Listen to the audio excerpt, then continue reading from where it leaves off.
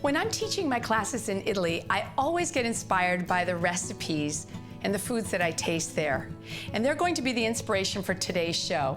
With my student Reggie, together we're going to make rigatoni with chicken, tomatoes, and cream.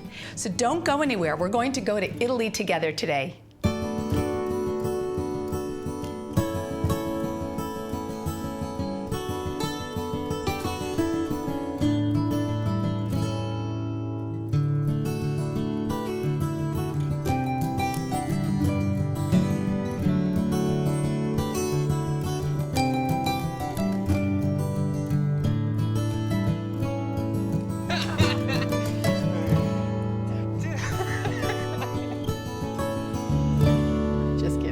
You guys could have laughed at that. Funding provided by the producers of Grana Padano, Parmigiano Reggiano, and Montasio cheese, Prosciutto di Parma, and Prosciutto di San Daniele. Behind every bite, centuries of tradition.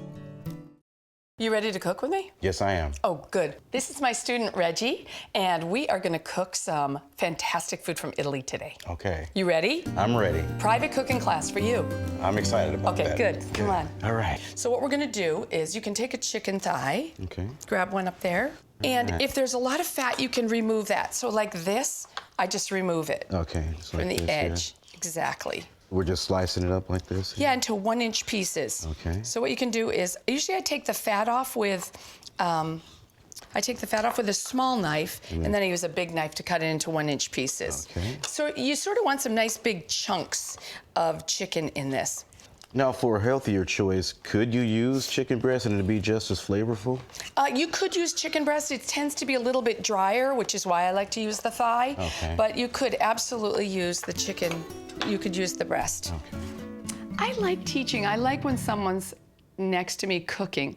I have to say, though, it does slow me up because I'm dying to do everything. I want to do the chopping. I want to chop the herbs. I want to chop the garlic. I want to cut the onions. I want to do all of it. But it also shows me what people know and what they don't know and the things that I take for granted. And I love being side by side with someone, and I feel lucky that I can share that with people. What we're gonna do is put a little bit of olive oil in the pan, a couple of tablespoons of olive oil. Okay. Now, does it matter if it's light olive oil, dark olive oil? Extra virgin has the most flavor, pure Okay. has a little less, and light olive oil basically is over-processed oil with a little bit of extra virgin added back into it to give it flavor. So I Okay. tend to use mostly extra virgin olive oil. Excellent question. See, for cooking. And now what we're gonna do is we're gonna add the chicken to the pan. So you Okay. can swirl that pan around, and you wanna make sure that your oil is rippling before you add your chicken. So now it's starting to ripple. Can you see that? Yes, I see All right, that. so we'll add the chicken to the pan, Okay. and you wanna hear that sizzle. And there's a nice big wooden spoon there, Reggie, and you can Stir it stir around that here? chicken. We're gonna cook the chicken until it's light golden on all sides. So what we can do in the meantime Okay. is we're gonna chop some sage and rosemary. All right. And here's what we're gonna do. Take the rosemary off the sprig, opposite direction, Okay. just like that. And you can do that.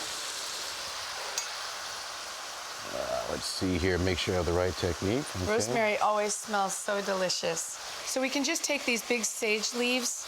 It's funny, teaching in Italy, there was one location where I was teaching in Umbria, in the central part of Italy, and we had sage leaves, honestly, that were about this big, and they were so delicious. Wow. Oh, they were great. These are a little smaller, but they're still very aromatic.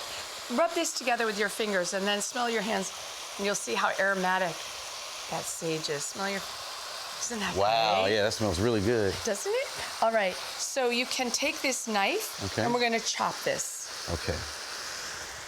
And I always pile them up together, and the reason that I do that is because it saves time. Reggie, before we do that, I think you should stir the chicken. See all the moisture that's coming out of the chicken? That's fine. Once it starts to evaporate and once it starts to cook off a little bit, then it's gonna start turning golden brown. But we only want it just a little color on it. We don't want to overcook it, so it's almost there. Looks like it's getting there. There's one last piece here. That's great. Okay. All right. I can chop this all together? Yes, Okay. and the reason I chop it all together is because it saves time. You don't want too big of pieces of sage and rosemary. So I would take your knife now, And holding the tip down, you can go ahead and just chop it like that. Okay. All right? Like this? Yes. Excellent. That's great. How's that look? I think that's really good. Okay. We'll set that aside. And let's see how the chicken's doing. I think we probably can take, yes. Okay. We're gonna take that out now.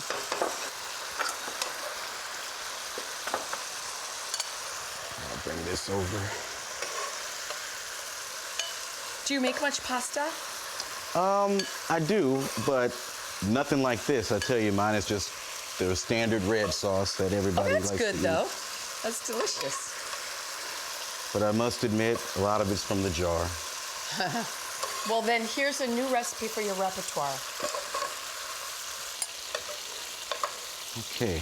We'll set the chicken aside, and now you can add a little bit more oil to the pan. Okay. And we're going to add the aromatics. About like that? Yes. Okay. And now you can add, the pan is nice and hot, we know that, from the chicken. You can add these diced red onions. Red onions. And red onions are all of them? Yes. Okay. So we're adding red onions. We're going to saute those along with that rosemary and sage, crushed red pepper flakes. Okay. A good pinch of crushed red pepper flakes. It's really nice to have a little bit of hot. Not too hot, but just a little pinch. So a pinch would be about... Let's see. A pinch? Yeah. You can add all of that. Good. Okay. That's exactly right. It's just a pinch. Now we'll add garlic. Okay. And can you stir that? Sure. Let's turn it down. And the only other thing are bay leaves, and these are nice fresh bay leaves. I want you to smell this because they smell so good. Wow. Aren't those nice? Wow. But you can use dry bay leaves too. And just put them in whole, just like that? Yes, because we're going to take them out, yes. Okay. You know, normally I cook alone, and that's when it seems kind of cumbersome. I enjoy the cooking, but I think cooking with somebody, of course, it cuts down on the work, and it actually makes it a little bit more enjoyable. All right, a little bit of red wine. All right. And this gives a nice acidity to the sauce. We're going to add about a cup. Okay. I'd say that's a cup. And what we'll do is we'll cook that and we'll reduce it until it's almost gone. That's very quick though, about 3 to 5 minutes. So you lose the alcohol, but you still retain the acidity, which is important. Any particular type of red wine or just a regular table wine will do? I like to use a wine that I would drink. Okay. You know, because you're going to eat it, and the better the ingredients, the better the dish. So one thing that's really a great thing you can do is use whatever wine you're going to serve with it later, and it will definitely pair well. Okay, so what we'll do now is we're going to add the tomatoes. These are tomatoes just that are peel-seeded and diced. Okay. And one little trick, I buy diced tomatoes because in the can, it's mostly just diced tomatoes. It's not a lot of liquid, so I like them a lot. Right. And if you can, San Marzano Italian tomatoes are over-the-top delicious. If you can find them, they're really sweet and really fantastic. Okay, and next we're going to add the chicken. So we just add all the chicken right back in. And all the liquid that's at the bottom too. And then we'll just cook that for about 20 to 30 minutes until the flavors start to meld. Add a little bit of salt. A pinch? A big pinch. There you go. And then a little bit of black pepper. Okay. And remember, I'm not using too much black pepper, just a little bit, because we've got that crushed red pepper. We're going to bring it up to a boil, turn it down, and we'll simmer that really slowly for about 20 to 30 minutes. I do all the cooking at home, actually, but now I think my cooking repertoire will expand a little bit thanks to Joanne. Now that the sauce is cooked, what we can do is add cream to it. And we'll also add some Parmigiano Reggiano. All right, onion, okay. This is kind of a fun way to cut up cheese, especially Parmigiano. You just use a knife and you just break it apart like off. And it's kind of fun to serve on a cheese plate like that. Not good. Yeah, it's really good. I love it. Okay, here's another piece for you. Don't mind if I do. Oh, I love it. Stir the pasta sauce.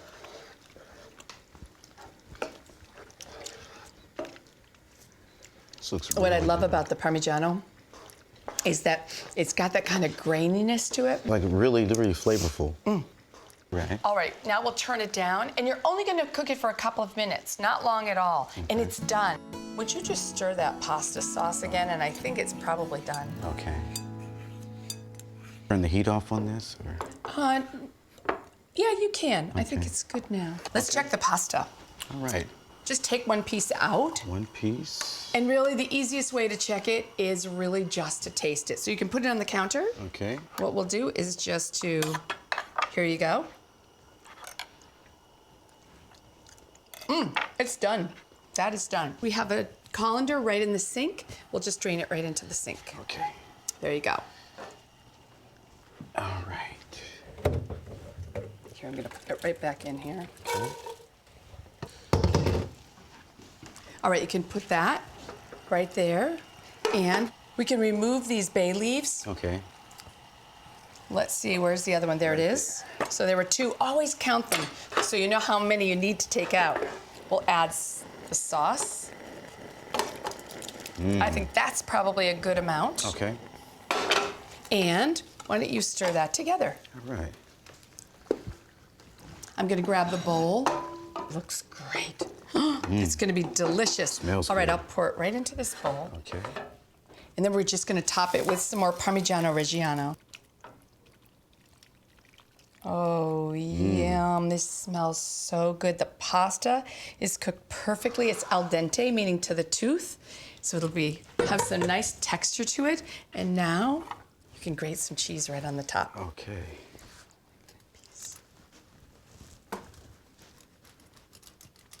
Oh, I am ready for a big bowl of this. I know I am. That's great. Okay. We have a Chianti Classico that I thought would be delicious with this. There's so many great Italian reds out there that I couldn't choose, but I think that one will be really good.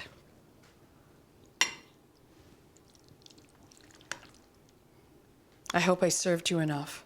Oh yeah. Well, I might ask for a little bit more after this, but. Okay.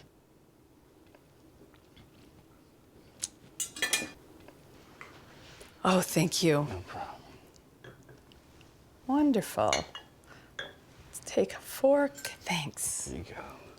Of course, I have to try this pasta first. I'm so excited to yeah. try it. Are you? I'm really excited. That's good. Tell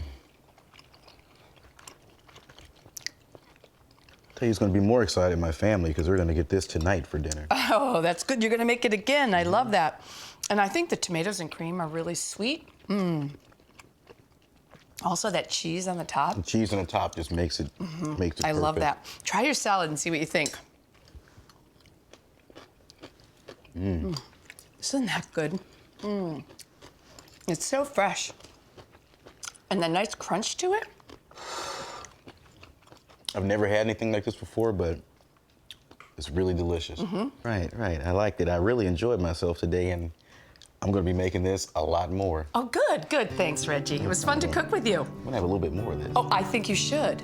And you've got to try these recipes too. See you next time. Funding provided by the producers of Grana Padano, Parmigiano Reggiano, and Montasio cheese, Prosciutto di Parma, and Prosciutto di San Daniele.